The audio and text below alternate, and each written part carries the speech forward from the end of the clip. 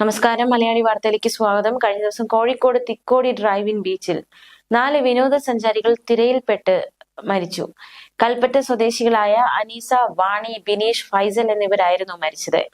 ഇന്നലെ വൈകുന്നേരമാണ് ഈ അപകടം ഉണ്ടായത്. കൽപ്പറ്റയിലെ ഒരു ജിമ്മിൽ നിന്ന് കോഴിക്കോട് എത്തിയ 25 അംഗ സംഘത്തിലുള്ള 5 പേരാണ് അപകടത്തിൽപ്പെട്ടത്. തിരയിൽപ്പെട്ട ജിൻസിയെ രക്ഷിച്ചു.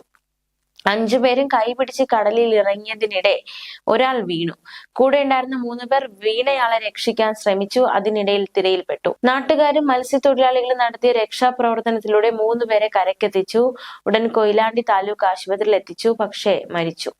4ാമത്തെ ആളെ 1 മണിക്കൂറിന് ശേഷം കടലിലെ പാറയിൽ തങ്ങി നിൽക്കുന്ന നിലയിലാണ് കണ്ടെത്തിയത്.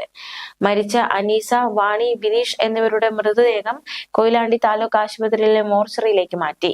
ഫൈസലിന്റെ മൃതദേഹം കൊയിലാണ്ടിലെ സ്വകാര്യ ആശുപത്രിയിലാണ്. എന്തായാലും ഈ ഒരു അപകടത്തിൽ നിന്ന് രക്ഷപ്പെട്ട ജിൻസി ചില കാര്യങ്ങൾ വെളിപ്പെടുത്തിയിരിക്കുകയാണ്. അവരുടെ പ്രതികരണം നോക്കാം.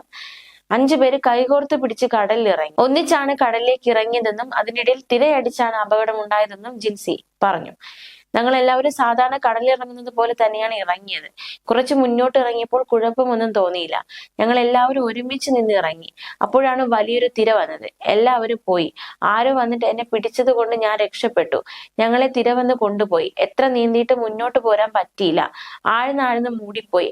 അവര് വിളിക്കുന്നത് ഞാൻ കണ്ടിരുന്നു എന്നും ജിൻസി വ്യക്തമാക്കി. കൽപ്പറ്റ ബോഡി ഷേപ്പ് എന്ന ജിമ്മിലെ 26 അംഗ സംഘമാണ് കടൽ കാണാനെത്തിയത്. ഇവരിൽ 5 പേർ കടലിൽ ഇറങ്ങി.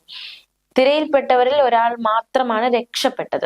അതേസമയം ഇവരോട് കടലിൽ ഇറങ്ങരുതെന്ന് നാട്ടുകാർ മുന്നറിയിപ്പ് നൽകിയിരുന്നു എന്നതടക്കമുള്ള വിവരവും പുറത്തു വരുന്നുണ്ട്. കൈകോർത്ത് പിടിച്ച സംഘം കടലിൽ ഇറങ്ങിയപ്പോഴാണ് ഇത്തരത്തിലൊരു അപകടത്തിൽ അകപ്പെടുന്ന സാഹചര്യം ഉണ്ടായത്. അതിദാരുണമായ സംഭവമാണ് ഉണ്ടായിരിക്കുന്നത്. ന്യൂസ് ഡെസ്ക്, മലയാളി വാർത്ത.